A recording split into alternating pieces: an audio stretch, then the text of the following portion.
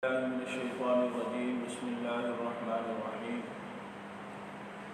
قالوا يا لوط إنا رسل ربك لن يصلوا إليك فأسر بأهلك بقطع من الليل ولا يلتفت منكم أحد إلا امرأتك إنه مصيبها ما أصابهم إن موعدهم الصبح أليس الصبح بقريب فلما جاء أمرنا جعلنا عاليها سافلها وأمطرنا عليها حجارة من سجيل منضود مسومة عند ربك وما هي من الظالمين ببعيد صدق الله العلي العظيم وصدق رسوله النبي الكريم.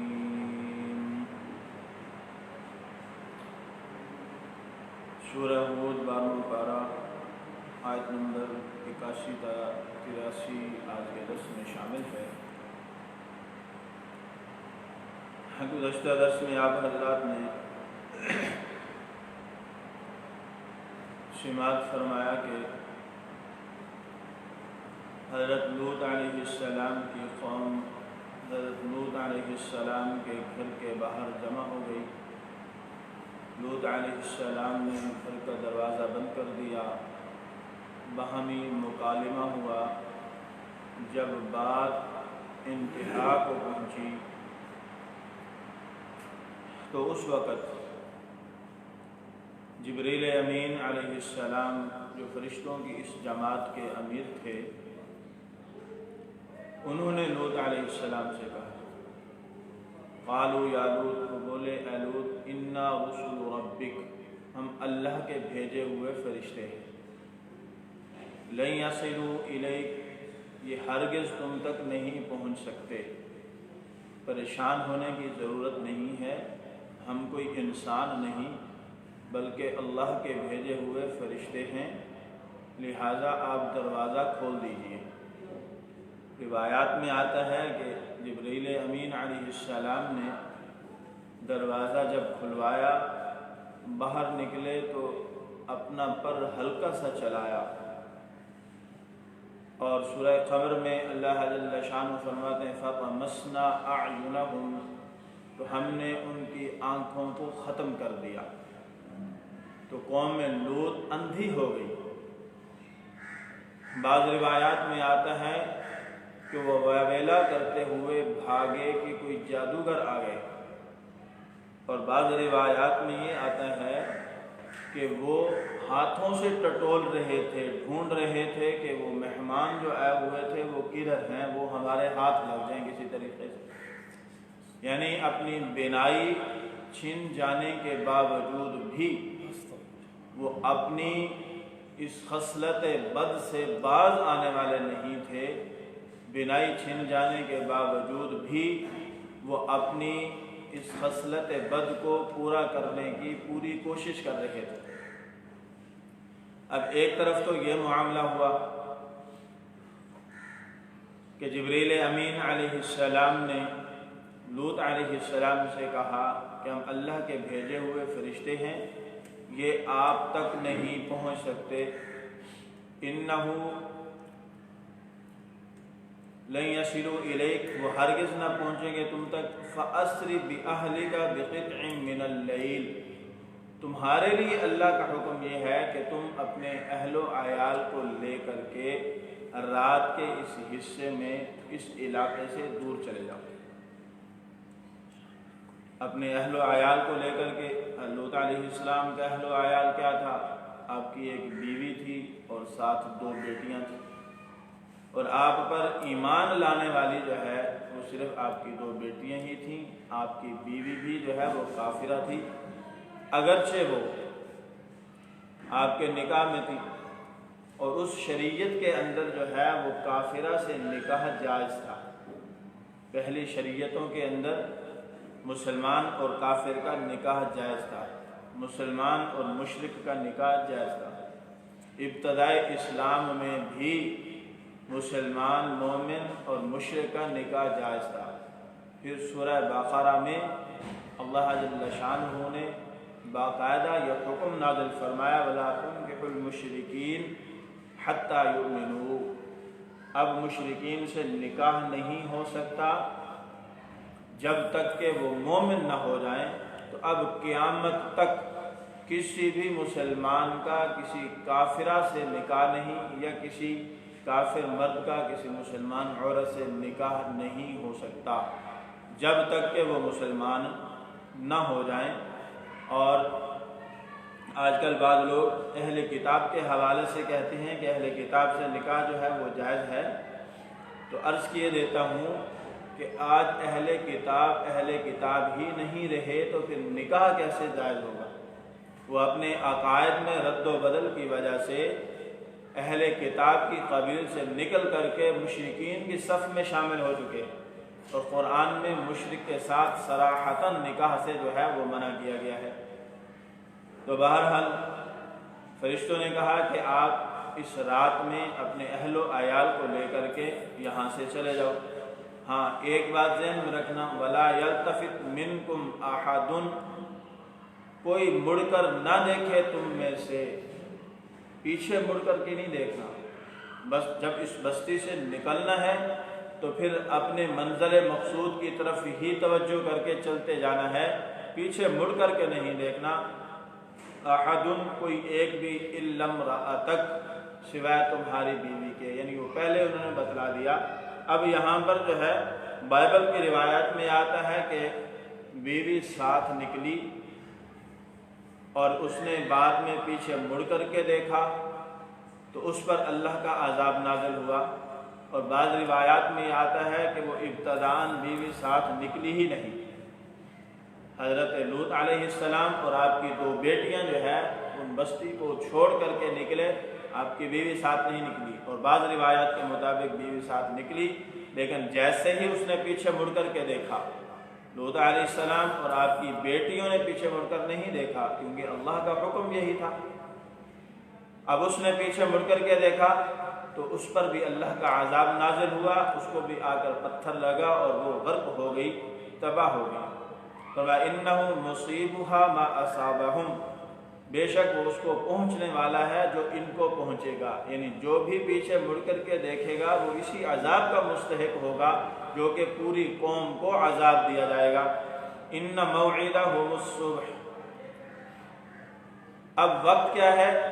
وقت یہ ہے کہ صبح تک ان کے پاس مہلت ہے، یعنی صبح تک، جو ہی صبح ہوگی اس وقت اللہ کا عذاب نازل ہو جائے گا۔ ان موعدہم الصبح، بے شک ان کا وعدہ جو ہے وہ صبح کا ہے، اللہ کا حکم صبح کے وقت عذاب دینے کا ہے۔ اب صبح کا وقت یکسانیت کا وقت ہوتا ہے، ہر ایک انسان اپنے اپنے گھروں میں موجود ہوتا ہے، کوئی آرام کر رہا ہے، کوئی کچھ کر رہا ہے، یعنی اجتماعی اعمال میں جو ہے وہ مصروف نہیں ہوتے۔ تو اس وقت جو ہے، اس وقت کو عذاب کے لیے مختص کیا گیا، اور اکثر اقوام پر جو عذاب ہے وہ اسی حالت میں آئے کہ وہ اپنے گھروں میں قرار پکڑے ہوئے تھے، آرام کر رہے تھے، سوئے ہوئے تھے، اللہ کے عذاب نے ان کو آ لیا۔ اطلاع پہلے سے تھی، اچانک نہیں آیا۔ اللہ جل شانہ اتمام حجت کرنے کے علاوہ کسی قوم پر عذاب مسلط نہیں فرماتے۔ اللہ کا نبی پہنچتا ہے، نبی کا کوئی نمائندہ پہنچتا ہے، اللہ کے احکامات پہنچتے ہیں، ان کی اصلاح کی مکمل کوشش کی جاتی ہے۔ جب قوم اصلاح کے قابل ہی نہیں رہتی پھر اللہ کا عذاب ان پر مسلط ہوتا ہے۔ حضرت لوط علیہ السلام نے کہا ہوگا کہ صبح تک ابھی آ جانا چاہیے، فرمایا علیہ الصبح بقریب، صبح کون سی دور ہے، وہ بھی قریب ہے، چند ہی لمحوں بعد جو ہے وہ صبح ہو جانی ہے۔ تو لوط علیہ السلام تو پھر اپنی بیٹیوں کو لے کر کے اس بستی سے چلے گئے، اور وہ بستی والے پوری قوم لوط جو ہے، جو فعل بد کے اندر ملوث تھی، ان پر اللہ کا عذاب کس صورت میں آیا؟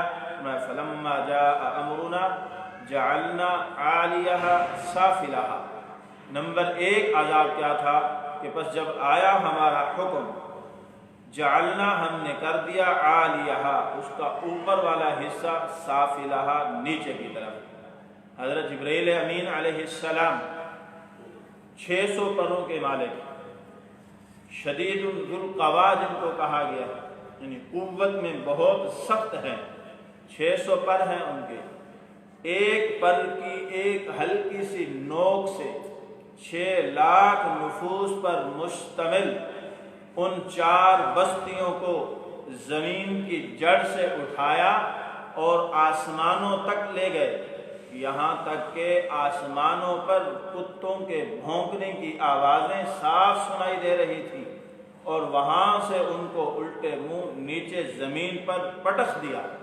بحر میت کے کنارے زمین پر جو ہے ان کو پٹخ دیا۔ یہ ایک عذاب، یہ نیچے سے لے کر کے اوپر سے اوندھے منہ زمین پر پٹخ دیا، وہ ایسے ہی تھے، یعنی جب ان بستیوں کو اٹھا کر کے اوپر آسمان کی طرف لے جایا گیا، اگر برتن میں پانی موجود تھا وہ برتن میں پانی موجود رہا، اس سے پانی گرا نہیں، وہ ہلی نہیں، کوئی زلزلہ محسوس نہیں ہوا۔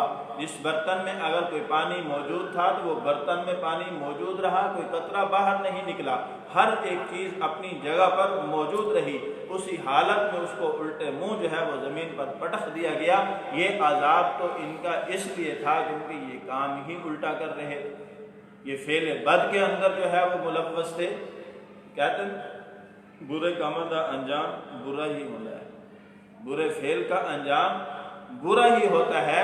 تو یہ الٹا جو فعل تھا تو الٹے فعل کا عذاب بھی اللہ نے ان کو الٹے منہ زمین پر پٹخ کر کے دیا۔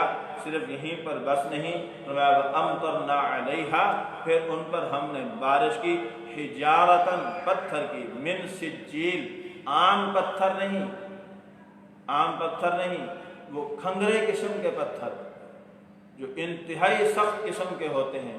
پھر ان پتھروں کی مثال دنیا میں نہیں دی جا سکتی، ان پتھروں کی قبیل میں سے کوئی پتھر آپ کو دنیا میں موجود نہیں مل سکتا۔ وہ خدائی پتھر تھے، کھنگر ٹائپ پتھر تھے، منضود تہ بر تہ، مسلسل تسلسل سے، جس طرح موسلادھار بارش ہوتی ہے اسی طرح پتھروں کی موسلادھار بارش ہوئی۔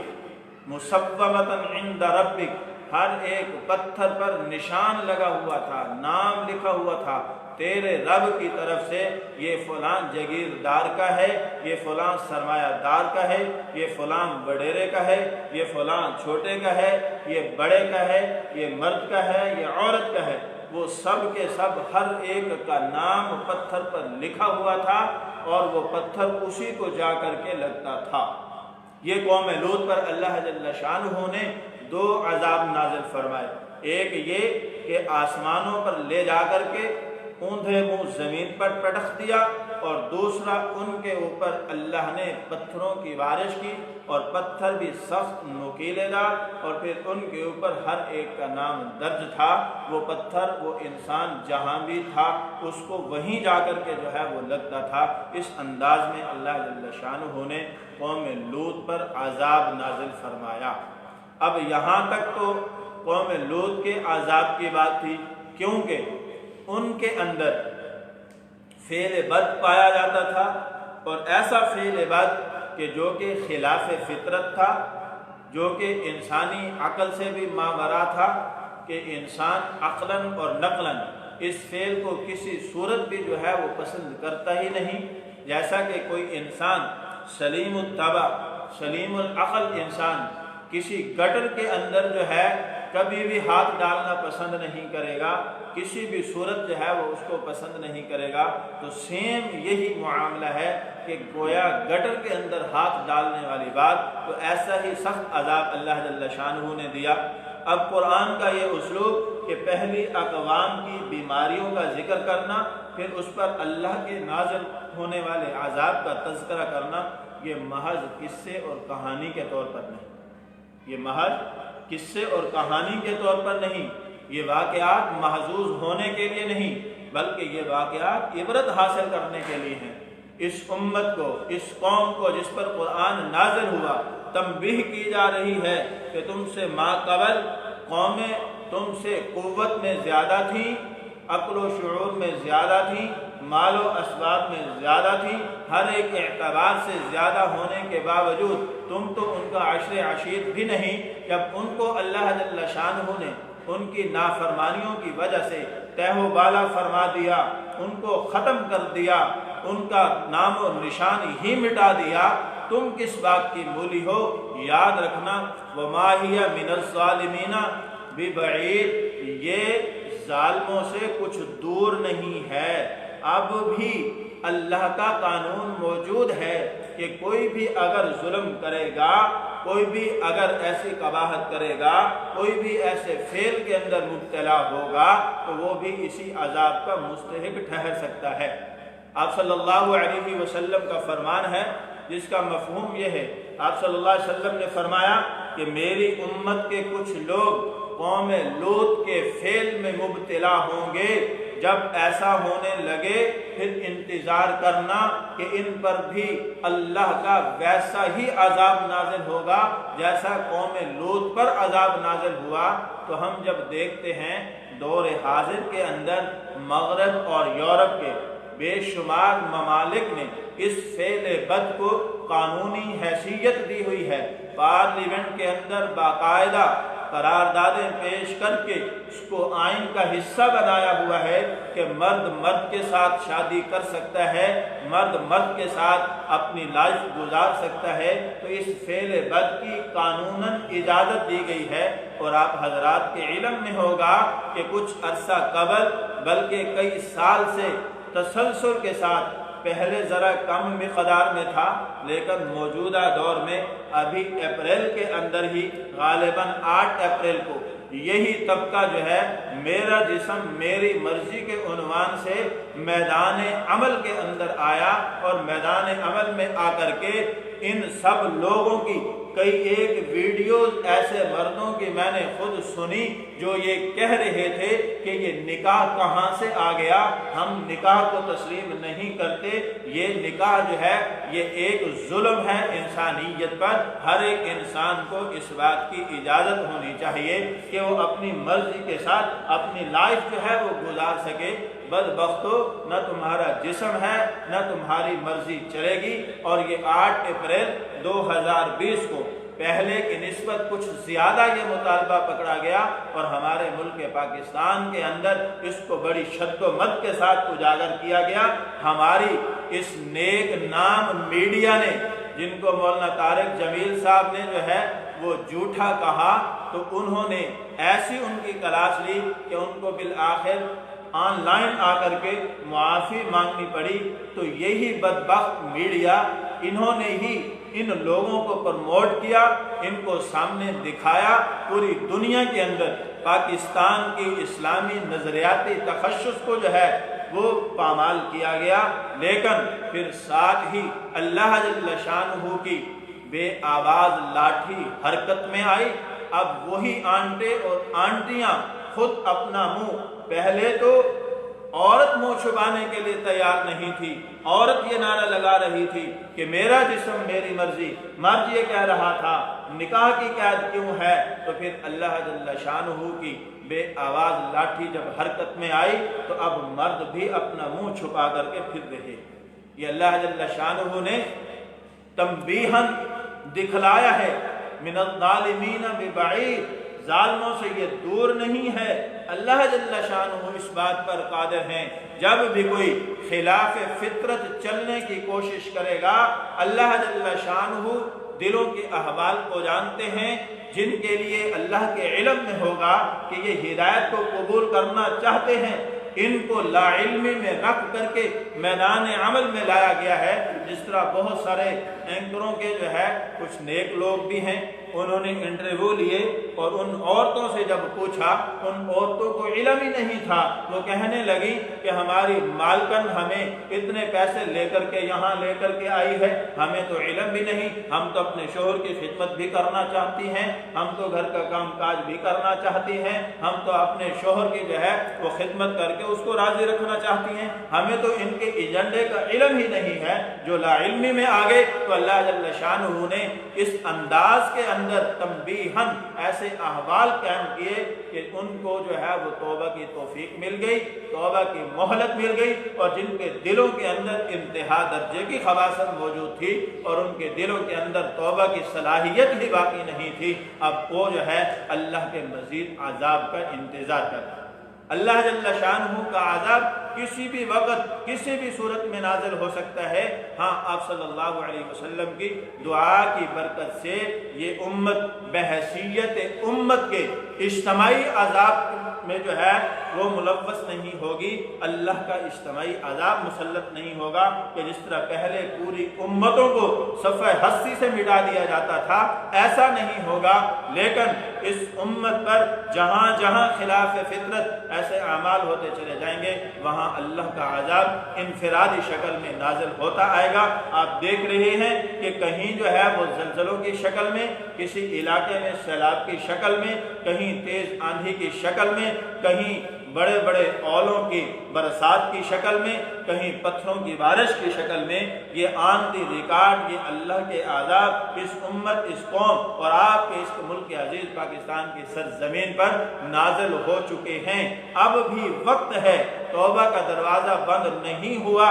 توبہ کا دروازہ بند ہونے سے پہلے پہلے اللہ سے سچی اور پکی توبہ کر کے اللہ کو راضی کر لیا جائے تو یہ ہمارے حق میں بہتر ہے کہ اللہ جل شانہ نے مہلت عطا فرمائی ہے۔ زندگی کی جو چند سانسیں اللہ نے ہمیں ابھی دی ہیں، ان کا فائدہ اٹھاتے ہوئے سچے دل کے ساتھ، اخلاص نیت کے ساتھ توبہ استغفار کر کے اپنے رب کو راضی کر کے اللہ کے عذاب کو ٹالا جا سکتا ہے بصورت دیگر۔ پھر آپ صلی اللہ علیہ وسلم کے فرمان کی روشنی میں کہ انتظار کیجئے کہ کس وقت اللہ کا عذاب نازل ہوتا ہے۔ اللہ جل شانہ سے دعا ہے، اللہ جل شانہ ہم سب کو اخلاص نیت کے ساتھ ہر قسم کے گناہ سے پکی اور سچی توبہ کرنے کی توفیق عطا فرمائے، اور رمضان المبارک کی ان بابرکت ساعات کو اپنے نیک اعمال سے قیمتی بنانے کی توفیق عطا فرمائے۔ وما علینا الا